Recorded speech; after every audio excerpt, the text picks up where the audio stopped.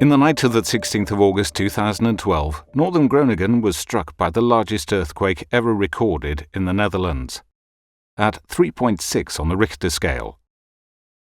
The earthquake immediately led the Dutch Safety Board to conduct an investigation into the decision-making process for gas extraction. The key question was the extent to which that decision-making process considered the safety of local residents. The investigation covered a long period, from the discovery of the gas field in 1959 to the presentation of a package of measures in January 2014.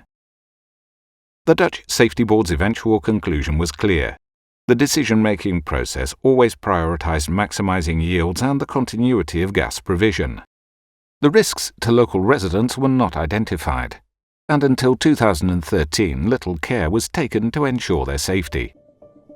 The Dutch Safety Board therefore recommends making the supervision of gas extraction more independent and also to spread responsibility across several ministries, rather than just the Ministry of Economic Affairs, as is presently the case.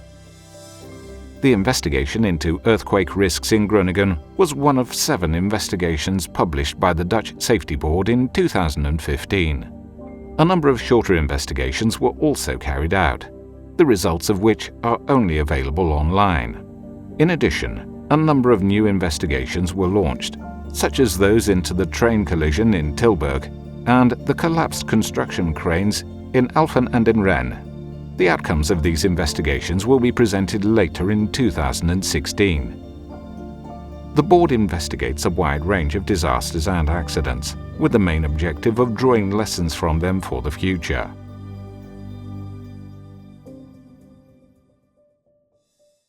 In September 2014, a monster truck ploughed into a crowd of spectators in Haxbergen, killing 3 people and injuring 28. Questions were immediately raised about permits for such an event, and the Dutch Safety Board decided to analyse how they are issued. This investigation revealed that the municipality did not pay due attention to quite a few oversights. The permit was issued as a matter of routine, without looking into the actual risks associated with this specific event. The mayor also placed too much trust in his officials. The recommendation of the Dutch Safety Board was that a permit for an event should only ever be issued if all stakeholders, meaning officials, the mayor, the organizer and participants, are aware of the risks and are satisfied that these do not pose a threat to public safety.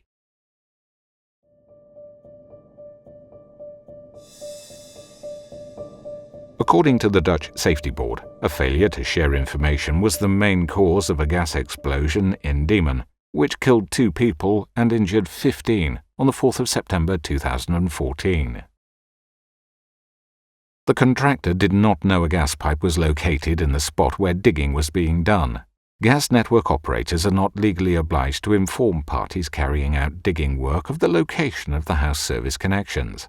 This situation needs to change as soon as possible, according to the Dutch Safety Board. The board has therefore called for all Dutch house service connections to be recorded in a databank held by CLIC, the Cables and Pipelines Information Centre, which anyone carrying out groundworks must consult. The board also wrote that the risks of a gas leak need to be better assessed. In Diemen, following the report of digging damage and the smell of gas, work did halt, but additional measures such as evacuating the apartment building and alerting the fire department were not immediately taken. These are areas where much improvement is needed, according to the board.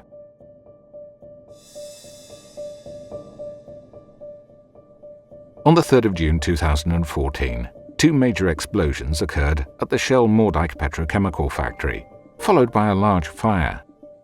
The explosions could be heard up to 20 kilometers away, and parts of the installation were flung hundreds of meters away. 2 employees were injured.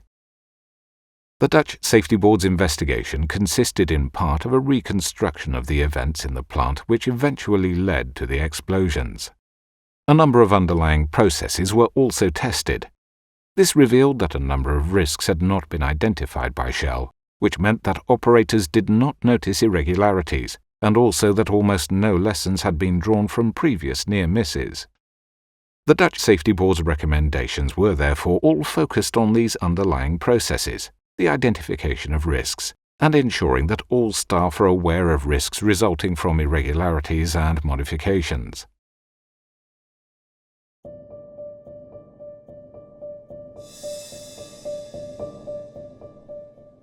On the 17th of July 2014, Malaysia Airlines flight MH17 crashed over Ukraine with 298 people on board, including 193 Dutch citizens. The international investigation into the cause of the disaster began the very same day. Given the large number of Dutch victims, this investigation, in which 7 countries were represented, was handed over to the Dutch Safety Board on the 23rd of July.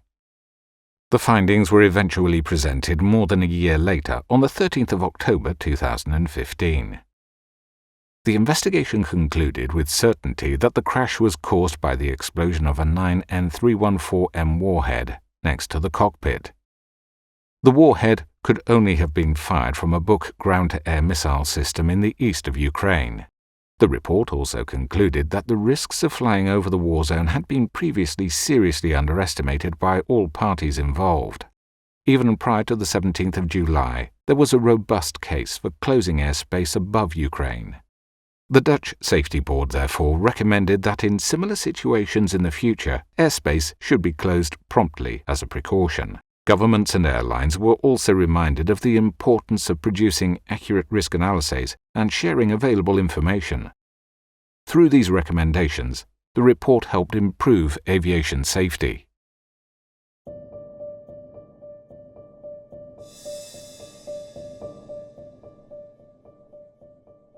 As part of its full investigation into the cause of the crash, the Dutch Safety Board also looked at the availability of passenger information.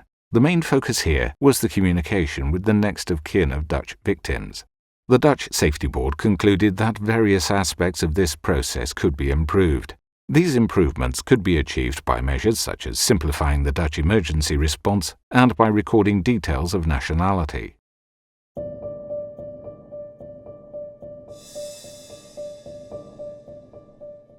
Carbon monoxide is a highly toxic but also odorless, tasteless and invisible gas. This means the symptoms of carbon monoxide poisoning are not always recognized. The Dutch Safety Board therefore suspected that the problem was far greater than the estimated 5 to 10 fatalities each year, and decided to launch an investigation.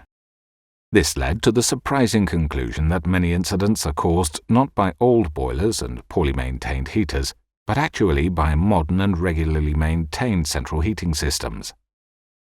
Carbon monoxide poisoning is often caused by a system being poorly configured, sometimes combined with a faulty installation of the exhaust system. These types of mistakes are made even by installers with a quality mark, accreditation, or certification, the investigation found. Residents, installers and manufacturers of heating devices can all play a part in preventing carbon monoxide poisoning. But the Dutch Safety Board also sees a role for the government, for instance by introducing a legally required and industry-wide certification of installers. We will never be able to eliminate disasters and accidents entirely, but we can learn from them, so that we can prevent them as much as possible in the future. This is one of the main objectives of the Dutch Safety Board.